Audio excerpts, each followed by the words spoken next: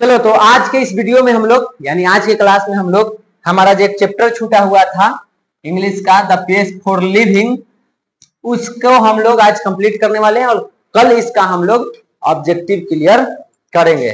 चलो सबसे पहले टाइम कम है, देखते चलते हैं सीधे। यहाँ पे द पेज फॉर लिविंग, सबसे पहले इसका मतलब समझो कि द पेज फॉर लिविंग का मतलब क्या होता है। तो द पेज फॉर लिविंग का मतलब होता है जीवन जीने की रफ्तार या गति, यानी यहाँ पे हम लोग जीवन की गति के बारे में हम लोग पढ़ने वाले हैं। अब इसको लिखने वाले व्यक्ति हैं, उनका नाम है आरसी हचिंसन। तो सबसे पहले हम लोग आरसी हचिंसन के इंट्रोडक्शन लेंगे, यानी उनके परिचय को देखेंगे, उसके बाद चैप्टर में चलेंगे। RC Hutchinson a British novelist exhibits an exceptional flair for touching the sensitive issue of the contemporary society with all its contradictions and paradoxes। कहा जाता है कि आरसी हचिंसन जो है वो ब्रिटिश उपन्यासकार हैं और ये अपने समय के, जब ये थे उस समय के समाज में जो भी संवेदनशील मुद्दे थे उन मुद्दों के खिलाफ, ये सभी विरोधाभासों को खिलाफ या जो भी मिथ्य थे उसके खिलाफ बोलने का काम किए हैं, यानी कि उसको ऊपर बात किए हैं, उस पर सवाल ये उठाए हैं। In the page for living RC Hutchinson captures the agony of modern man. अब यहाँ पे जो हम लोग कहानी पढ़ने वाले हैं द पेज फॉर लिविंग, उसमें आरसी हचिंसन ने आज के मॉडर्न यानी कि मॉडर्न मैन यानी आधुनिक मनुष्य जो है, आज के जो मानव हैं, उनके एग्नो यानी उनके दुखों को दिखाने का प्रयास किए, उनके कष्टों को, उनके चिंताओं को वो दिखाने का प्रयास किए। यानी कि इस चैप्टर में हम लोग आधुनिक मानव के कष्टों के बारे में पढ़ने वाले हैं। He brings out how the fast movement of men, things and objects hurts the normal rhythm and exerts undue pressure on men, women and children। यहाँ पे इस कहानी में आरसी हचिंसन ने ये दिखाने का प्रयास किया है कि कैसे आज का जो फास्ट मूवमेंट है, यानी आज की जो तेज गति है, चाहे वो मनुष्य के हो, वस्तुओं का हो या किसी ऑब्जेक्ट का हो, ये कैसे आज के सामान्य लय को, नॉर्मल रिदम को, जो सामान्य लय में गति में जो जीवन चल रही थी, उसको आज की फास्ट मूवमेंट ने, आज की तेज गति ने कैसे प्रभावित किया है, कैसे ये पुरुषों पर, महिलाओं पर और बच्चों पर अपना दबाव डाल रहा है, अपना प्रेशर डाल रहा है, उसके बारे में भी हम लोग यहाँ पे पढ़ेंगे। इन सारी चीजों के यहाँ पे आरसी हचिंसन ने अपने कहानी के माध्यम से दिखाने का प्रयास किया है। अब चलते हैं हम लोग यहाँ पे चैप्टर पे। चैप्टर में क्या है,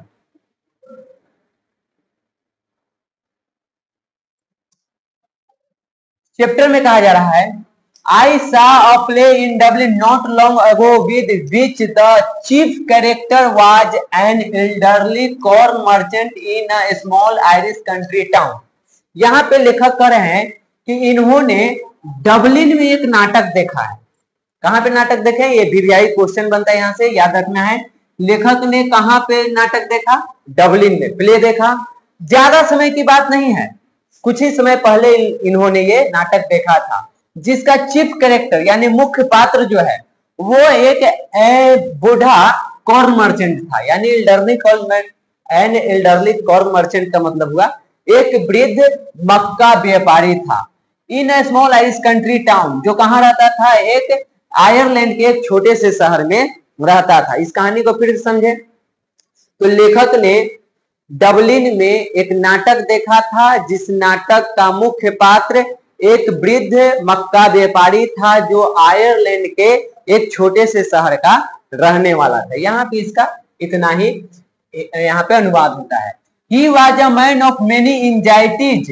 His heart was dicky. His nephew was cheating him, his wife and the fantastic nation of spending, यहाँ पे 10 पाउंड होगा, 10 पाउंड ऑन अ हॉलीडे। अब यहाँ पे बताया गया है कि ये जो नाटक में जो मुख्य पात्र है मक्के का व्यापारी, एक बूढ़ा मक्का का व्यापारी, वो कई सारी दुखों से घिरा हुआ है, कई सारे परेशानियां हैं उसकी, कई सारे उसके एंजाइटीज हैं, उससे वो घिरा हुआ है। और उससे क्या हुआ है कि ये पूरे चिंताओं से घिर चुका है और उसका दिल जो है एकदम एक तरह से कहा जाए तो डिकी मतलब एक तरह से समझो कि उसका दिल अंदर से टूट चुका है। His nephew was cheating him। अब यहाँ पे कौन कौन से दुख हैं, तो यहाँ पे दो चीजों का वर्णन किया गया है लेखक द्वारा। पहला चीज क्या है, His nephew was cheating him, यानी कि जो मक्का व्यापारी है उसका जो भतीजा था वो इसको धोखा दे रहा था, यानी अपने चाचा को, यानी उस मक्के के व्यापारी को उसका भतीजा धोखा दे रहा था। His wife had the fantastic notion of spending 10 pounds on holiday। उसके बाद मक्का व्यापारी के जो पत्नी थी उसको प्रत्येक हॉलीडे यानी प्रत्येक छुट्टी पर 10 पाउंड खर्च करने का शानदार विचार था। 10 पाउंड खर्च करना है इसको, हर छुट्टी में इसको चाहिए 10 पाउंड इसको खर्च करना है। all together the pace of life was getting too much for him। सब मिलाकर के यहाँ पे बात किया जाए तो यहाँ पे जो मक्का व्यापारी है उसका जो जीवन जीने की गति है वो बहुत ज्यादा हो गई थी, यानी बहुत ज्यादा तेजी से चल रही थी। And in a moment of despair he uttered a great cry from the heart. और इन सारी चीजों से घिरते हुए अचानक उस नाटक में जो मक्का व्यापारी है उसके दिल से एक जोर से आवाज निकलती है, और वो आवाज क्या है, they tell me the there an aeroplane now that goes at 1000 miles an hour। आवाज क्या निकलती है उस मक्के के व्यापारी के कि वे कहते हैं, वे मुझे बताते हैं कि आज के समय में एक एरोप्लेन जो है वो 1000 प्रति घंटा के 1000 मील प्रति घंटा की रफ्तार से चलता है। आवाज क्या निकली मक्के व्यापारी के मुंह से कि आज के जो एरोप्लेन है वो 1000 मील प्रति घंटे की रफ्तार से गति करता है। Now that too fast. अब यहाँ पे कहते हैं आगे लेखक कि ये जो गति है वो बहुत ज्यादा है। अब यहाँ पे एक सवाल आएगा कि यहाँ पे जो लेखक है वो जो दिखा रहे हैं नाटक में, उस नाटक में जो मक्के का व्यापारी है वो जो बोल रहा है उससे और उसके जीवन में, इन दोनों में संबंध क्या है, उसके जीवन के जो दुख हैं और यहाँ पे मक्का व्यापारी जो भी बोला कि एक एरोप्लेन 1000 मील प्रति घंटे की रफ्तार से चलती है, इन दोनों के बीच देखो ऐसे तो कोई लिंक नहीं है। लेकिन आगे जब हम कहानी को देखेंगे तो यहाँ पे इन दोनों के बीच एक लिंक है। ऐसा वो क्यों बोलता है हम आगे इसको देखेंगे। आगे देखते हैं,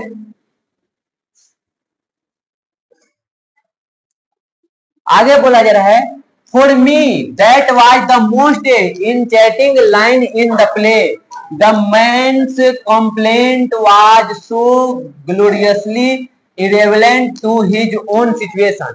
अब यहाँ पे राइटर कर रहे हैं कि पूरे प्ले में ये जो वाक्य है वही इनके लिए सबसे ज्यादा इंटरेस्टिंग लाइन रहा है, सबसे ज्यादा इनको कोई प्रभावित किया, कोई आकर्षित किया, तो वो जो मक्के व्यापारी के द्वारा जो लाइन बोला गया कि आज के एरोप्लेन 1000 प्रति मील घंटे की रफ्तार से चलती है, वही इसके लिए सबसे बड़ा लाइन, आकर्षक लाइन था, क्योंकि ये उसके सिचुएशन को परफेक्ट दिखा रहा था। क्योंकि अगर हम लोग देखें, यहाँ पे लिंक यही है कि एक तरह से हम यहाँ देखें तो जो एरोप्लेन की रफ्तार है और जो मक्के व्यापारी के जीवन की रफ्तार है दोनों मैच करता है। अगर मक्का व्यापारी अपने जीवन की रफ्तार को नहीं बढ़ाता है एक तरह से एरोप्लेन के रफ्तार के जितना, तो उसमें वो पीछे रह जाएगा। कहीं ना कहीं वो इसी चीज को वो दिखा रहा था।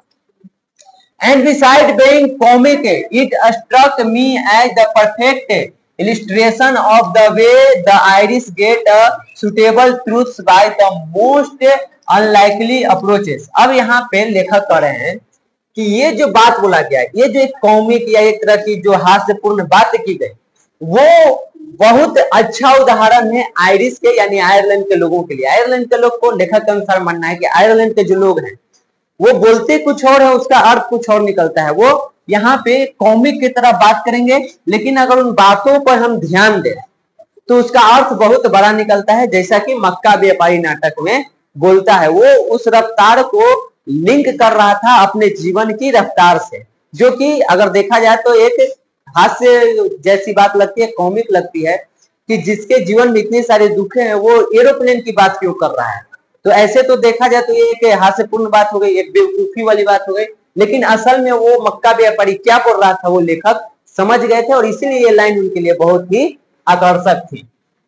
You saw what the old fool meant, यहाँ पे लेखक कर रहे हैं कि आपने देखा कि उस बुढ़े व्यक्ति ने बोला क्या और उसका अर्थ क्या निकला। इसलिए कहा जाता है कि आयरिश लोग जो हैं वो बात तो करते हैं हास्यपूर्ण, लेकिन उसमें कुछ मैसेज छुपा हुआ रहता है, जो कि यहाँ पे हम लोग एक उदाहरण के तौर पर देख रहे हैं।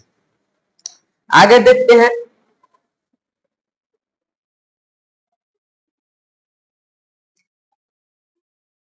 Not that I have any dislike for rapid movement in myself। अब यहाँ पे लेखक कर रहे हैं कि ऐसा नहीं है कि तेज गति से हमको कोई दिक्कत है, हमको पसंद नहीं है, ऐसी बात नहीं है, उनको तेज गति से कोई नफरत नहीं है।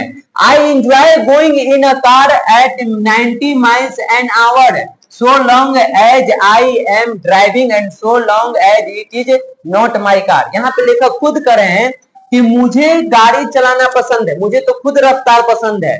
जब मैं गाड़ी को 90 की स्पीड में चलाता हूं, यानी 90 किलोमीटर प्रति घंटे की स्पीड से, 90 मील प्रति घंटे की स्पीड से जब मैं गाड़ी चलाता हूं तो मुझे बहुत आनंद आता है। बस उसमें शर्त क्या है, वो गाड़ी मैं चला रहा हूं और वो गाड़ी मेरी ना हो। यानी कि जब लेखक की गाड़ी नहीं रहती है, गाड़ी किसी और की है लेकिन चला लेखक रहे हैं, तो इनको तेज रफ्तार में गाड़ी चलाना बहुत ही पसंद है। तो वो कह रहे हैं कि ऐसा नहीं है कि तेज गति मुझे पसंद नहीं है, मुझे भी पसंद है दूसरे की गाड़ी को 90 मील प्रति घंटे की रफ्तार से चलाना, तो मुझे खुद पसंद है यहाँ पे। तो ऐसा नहीं है कि हम तेज गति को पसंद नहीं करते हैं, ये भी तेज गति इनको भी पसंद है।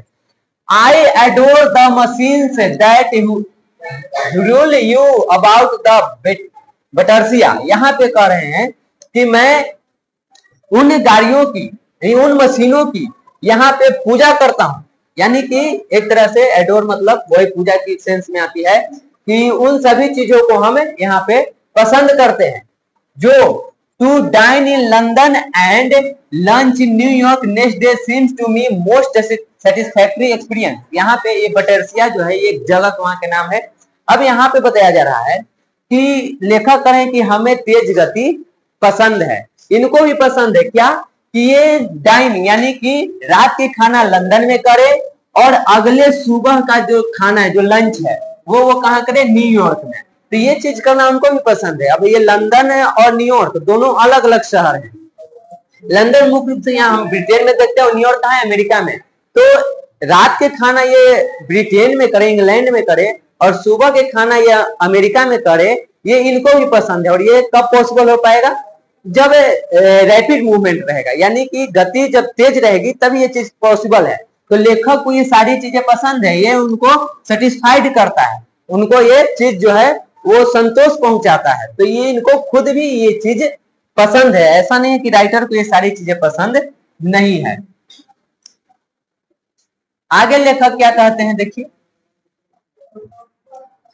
आगे लेखक बोल रहे हैं, I admit it excludes all the real pleasure of travel, the sort of fun you get from a country bus in Somerset or Spain, but it gives you a superficial sense of drama। अब यहाँ पे वो क्या कर रहे हैं कि मानता हूं कि ये यात्रा की सभी वास्तविक सुखों को बाहर कर देता है। जब हम इतने गति से, अगर हम लंदन में डिनर करें और न्यूयॉर्क में लंच करें तो गति बहुत ज्यादा होगी। तो यहाँ पे लेखक कहते हैं कि मैं मानता हूं कि जब इतने तेज गति में हम सफर करते हैं तो सफर का जो वास्तविक सुख है उससे हम कहीं ना कहीं वंचित रह जाते हैं, उस चीज से हम बाहर रह जाते हैं। जैसे बताया गया है, यहाँ पे लेखक बोल रहे हैं कि जिस तरह का मजा आपको समरसेट या स्पेन के एक देहाती बस में मिलता है, लेकिन यह आपको नाटकीयता का एक सतही एहसास देता है। यानी यहाँ पे कह रहे हैं कि अगर हम बस से सफर करें तो जो मजा यहाँ पे बस से सफर करने में, समरसेट एक जगह है स्पेन में, तो इन देहाती जगहों में जो बस से सफर करने की जो मजा है वो मजा कहीं से भी लंदन और हम न्यूयॉर्क में जब लंच के लिए जाते हैं तो वो सफर का मजा नहीं रहता है। खाने का तो मजा है कि हम रात में यहाँ खाएं, सुबह वहां खाएं, लेकिन बीच में जो सफर का मजा है वो मजा नहीं आता है। वो मजा तो वो देहात के बस में ही मिलता है, जो जब हम बस में सफर करते हैं। आगे कर रहे हैं, it was a sort of excitement our ancestors had to do without and we might just as well accept it gratefully. अब यहाँ पे आगे कहते हैं कि यहाँ पे जिस तरह से बसों में सफर कर रहे हैं तो आज हमारे लिए वो भले ही उतना रोमांचक नहीं रहा हो, लेकिन जो हमारे पूर्वज थे, जो हमारे एंसेस्टर्स थे यानी जो पूर्वज थे, उनके लिए ये सारी चीजें बहुत ही रोमांचक थी, उनके लिए ये रोमांच से भरा हुआ था।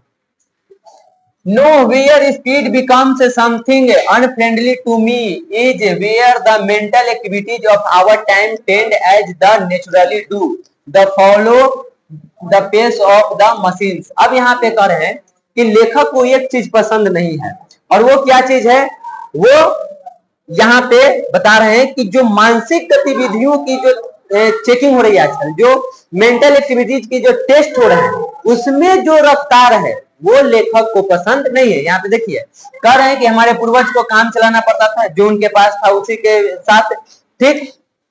और यहाँ पे कह रहे हैं कि जहां गति में लिए कुछ अप्रिय हो जाती है, यानी गति कहाँ इनके लिए अप्रिय होगी, वह जगह जहां हमारे समय की मानसिक गतिविधियों जैसा कि वे स्वाभाविक रूप से करती हैं, मशीनों गति का अनुसरण करती है। मतलब यहाँ बता रहे हैं कि जब हमारे दिमाग को मशीन के साथ जोड़ करके और यहाँ पर गति को मापा जाता है, यानी हमारे मेंटल एक्टिविटीज को टेस्ट लिया जाता है रफ्तार में कि कौन कितना रफ्तार में कार्य करता है, तो ये चीज लेखक को पसंद नहीं है। यहाँ पे वो यही चीज बता रहे हैं। अब आगे देखते हैं,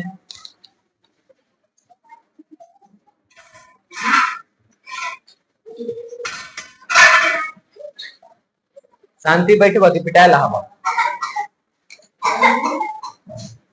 I speak with prejudice because I belong to the tribes of slow thinkers। अब यहाँ पे कह रहे हैं कि ये मैं पूर्वाग्रह के साथ इसलिए बोल रहा हूँ क्योंकि जो राइटर है वो अपने आप को स्लो थिंकर में रखते हैं, यानी वो सोचने में टाइम लगाते हैं, वो धीरे धीरे सोचते हैं, इसीलिए ये चीज बोल रहे हैं। Those who are crushed with L spirit de L Escalariat। अब यहाँ पे कह रहे हैं कि हम ऐसे जमात से आते हैं जो स्लो थिंकर हैं, जो श्रापित है किस चीज से, तो वहां पे बता रहे हैं कि एल स्पिरिट डे एल स्क्रियट जो है, या वहां पे एक श्राप माना जाता है इसको, क्योंकि उस चीज से ये श्रापित है। इस श्राप से श्रापित लोग धीरे सोच पाते हैं, यानी मंद बुद्धि वाले होते हैं। और लेखक यहाँ पे कह रहे हैं कि हम उसी जमात से, उसी समुदाय से आते हैं। People who light on the most devastating repartee about 4 hours after the party is over। अब यहाँ पे कह रहे हैं कि कभी लेखक किसी पार्टी वगैरह में जाते हैं और किसी तरह के हंसी मजाक होती है, तो लेखक कह रहे हैं कि जो भी उस पार्टी में हंसी मजाक होती है वो मुझे उस टाइम पे समझ में नहीं आता है, मैं उसका मतलब 4 घंटे बाद समझ पाता हूँ। इतने ये स्लो थिंकर इस मामले में है। I am one of those who are granted to get the lowest marks in any intelligence test। यहाँ पे लेखक कर रहे हैं कि मैं उन लोगों में से आता हूँ जिनको अगर यहाँ पे टेस्ट देना पड़े कि कौन कितना यहाँ पे तेजी से सोच सकता है, कार्य कर सकता है सोचने का, तो उसमें मेरा सबसे कम मार्क्स आएगा। सबसे कम मार्क किनका आएगा? लेखक का। वो अपने आप को इस जमात में रखते हैं कि अगर कोई इंटेलिजेंस टेस्ट हुआ तो उसमें सबसे कम मार्क्स मेरा आएगा। बिकॉज दोज टेस्ट और all the ones I have comes across seem to be designed to the measure the speed of your mind more than anything else. अब यहाँ पे लेखक कर रहे हैं कि मेरा कम मार्क्स क्यों आएगा, उसका वजह बता रहे हैं क्योंकि आजकल के जितने भी इंटेलिजेंस टेस्ट होते हैं वो पूरे तरह से बेस्ड है, पूरे तरह से डिजाइन है किस चीज पे? स्पीड पे। आज के समय में जो किसी सवाल का, किसी चीज का जितना तेजी से जवाब दे पाता है उसको उतना ही इंटेलिजेंस माना जाता है। इसीलिए कह रहे हैं कि ये स्पीड यहाँ पे इनको पसंद नहीं है, क्योंकि किसी के इंटेलिजेंस का पता लेखक के अनुसार अगर देखें तो यहाँ पे स्पीड से नहीं मापा जा सकता है। और ये वही बता रहे हैं कि यहाँ पे बाकी चीजों को नहीं देखा जाता है, बस देखा जाता है कि जो सवाल आपसे किया जा रहा है उसको आप कितने स्पीड में जवाब दे पाते हैं।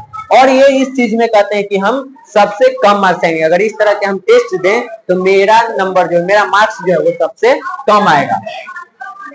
Obviously we slow thinkers are tribally handicapped in the business of getting a living. यहाँ पे कहते हैं कि ऑब्वियसली का है कि हम जो स्लो थिंकर्स है, जो धीरे सोचने वाले लोग हैं, वो यहाँ पे हैंडीकैप्ड होते हैं, यानी एक तरह से ग्रसित होते हैं। किस चीज से? कि वो अपना जीवन भी नहीं चला पाते हैं। स्लो थिंकर्स अपना जीवन चलाने में भी समर्थ नहीं हो पाते हैं, ये ऐसा लेखक का मानना है। But what I am thinking about just now is not so much the practical use of one's mind as it is use for the enjoyment. अब यहाँ पे कह रहे हैं कि लेकिन अभी मैं जिस बारे में सोच रहा हूं वह किसी के दिमाग के व्यवहारिक उपयोग के बारे में नहीं है, बल्कि इसका आनंद के लिए उपयोग है। अब आगे इसमें वो क्या बताएंगे देखते हैं। वो यहाँ पे एक एग्जाम्पल के माध्यम से बताना चाह रहे हैं लेखक कि वो कितने स्लो थिंकर हैं, वो कितने धीमे से उनका दिमाग काम करता है। तो उसके लिए एक एग्जाम्पल दिए हैं, उसको हम लोग देखते हैं। कह रहे हैं as an example When I go to the cinema, I find myself in hopeless hope। कह रहे हैं लेखक कि एक एग्जाम्पल लीजिए, उदाहरण के तौर पर बता रहे लेखक कि जब वे कभी सिनेमा देखने जाते हैं तो वहां पे अपने आप को एकदम अकेला पाते हैं, होपलेस पाते हैं, और यहाँ पे अपने आप को निराशजनक एक धुंध में, एक धुएं में एक खो जाते हैं, अपने आप को अकेले पाते हैं। And after 2 or 3 minutes I have to turn to my wife for the एलिजमेंट। और इनको फिल्म देखने के दौरान हर 2-3 मिनट पर अपने पत्नी से कुछ पूछना पड़ता है, उनको जानकारी लेना पड़ता है। यानी लेखक इतने स्लो हैं कि फिल्म के सीन इनको समझ में नहीं आता है, इतने स्लो थिंकर हैं कि इनको पूरा क्लास शांत करा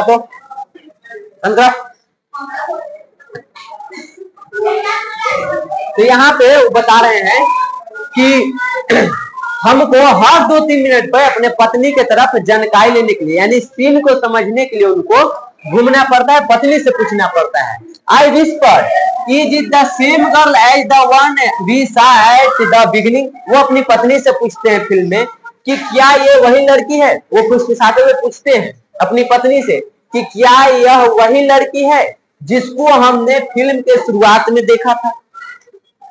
एंड सी विस्पर्स बैक, और तब उनकी पत्नी फुसफुसाते हुए कहती है no there are 3 girls in this film, a tall blonde, a short blonde and a medium size brunette. अब यहाँ पे उनकी पत्नी बताती है कि नहीं, ये वही लड़की नहीं है, इस फिल्म में कुल 3 महिलाएं हैं, यानी 3 लड़कियां हैं, 3 हीरोइन हैं, ठीक। और वो 3 हीरोइन कौन कौन सी है तो उसके बारे में बताते हैं कि वो 3 हीरोइन कौन है। तो एक लंबी गोरी है, एक छोटी है और गोरी है, और एक मध्यम कद वाली सांवले रंग की लड़की है, ठीक।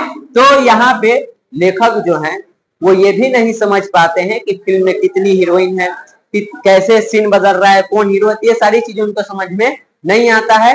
इतने स्लो थिंकर में अपने आप को रखते हैं, और इन सभी चीजों की जानकारी उनको अपनी पत्नी से लेनी पड़ती है। उनकी पत्नी आगे बताती है call them A B and C. यहाँ पे उनकी पत्नी उन हीरोइनों को समझने के लिए 3 नाम देते हैं, ए बी एंड सी।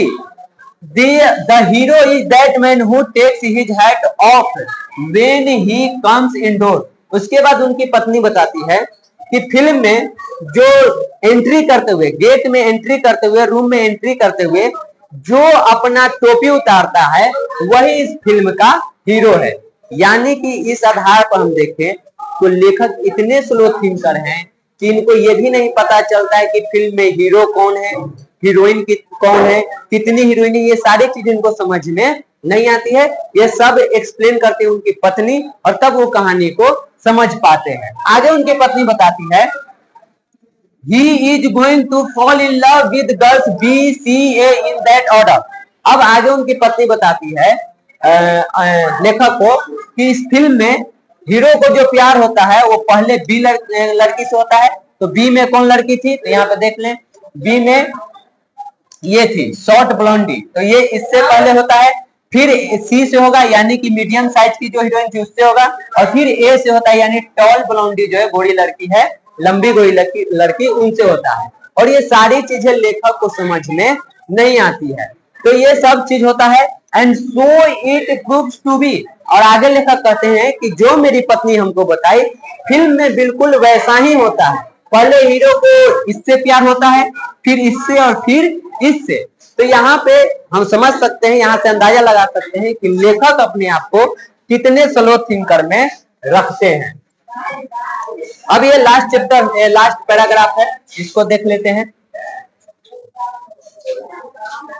आगे लेखक बोलते हैं, There are have a mind which has trained itself to work in high gear, though as a matter of fact it can work in other gears just as well। अब यहाँ पे वो कहते हैं कि यहाँ पे आज के टाइम पे हमारा दिमाग को इस तरह से ट्रेंड किया जा रहा है, इस तरह से यहाँ पे इसको प्रशिक्षित किया जा रहा है कि वो हाई गियर में काम करे। जैसे गाड़ी हाई गियर में चल के हाई स्पीड में चलता है गियर चेंज करके, वैसे ही आज के टाइम पे हमारे दिमाग को काम करने के लिए भी हाई गियर में ट्रेंड किया जा रहा है, यानी प्रशिक्षित किया जा रहा है।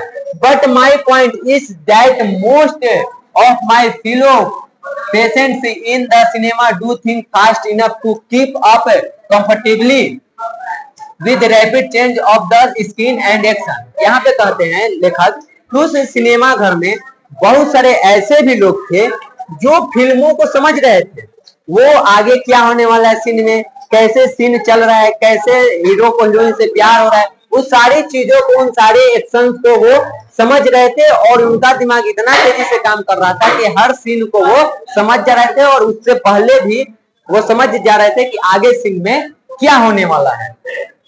They think much faster than people did 30 years ago। आगे लेकर कहते हैं कि वे जो लोग हैं वो आज के तुलना में, आज से 30 साल पहले के जो लोग थे उनकी तुलना में ज्यादा तेजी से सोचते हैं, जो सीन को पहले ही समझ जाते हैं। वो कहते हैं कि जैसे अपना लेखक यहाँ पे तुलना करें कि हम हैं और एक लोग है, तो यहाँ पे 30 साल पहले के लोग और आज के लोगों में, आज के लोग ज्यादा तेजी में सोच पाते हैं, जबकि पहले के लोग आज के लोगों की तुलना में इतना फास्ट नहीं सोच पाते थे। तो ये सारी चीजें वो बता रही है। Possibly because those who do not think fast in the high street nowadays may not get another chance in this world to think at all। अब लेखक बताते हैं कि आज के समय के लोग ज्यादा फास्ट इसलिए सोच रहे हैं, 30 साल पहले के लोगों की तुलना में आज के लोग ज्यादा तेजी से इसलिए सोच रहे हैं कि अगर वो तेजी से नहीं सोचेंगे, फास्ट नहीं सोचेंगे, तो शायद आज की दुनिया में वो टिक नहीं पाएंगे, दुनिया उनको दोबारा सोचने का मौका नहीं देगी। और इसी वजह से आज के लोग जो है वो तेज गति में सोचते हैं पहले के लोगों की तुलना में। तो इस चैप्टर में लेखक ने इतना ही चीज को बताया है, और मुख्य रूप से इसमें जीवन की जो गति बढ़ी है, आज के आधुनिक टाइम में हमारे जो जीवन जीने की जो गति बढ़ गई है, उसी के ऊपर ये फोकस किए हैं, उसी के बारे में बताने का प्रयास किया है। तो इस चैप्टर में हम लोगों को इतना ही था, कल हम लोग इसका ऑब्जेक्टिव करेंगे। तो आज के लिए इतना ही।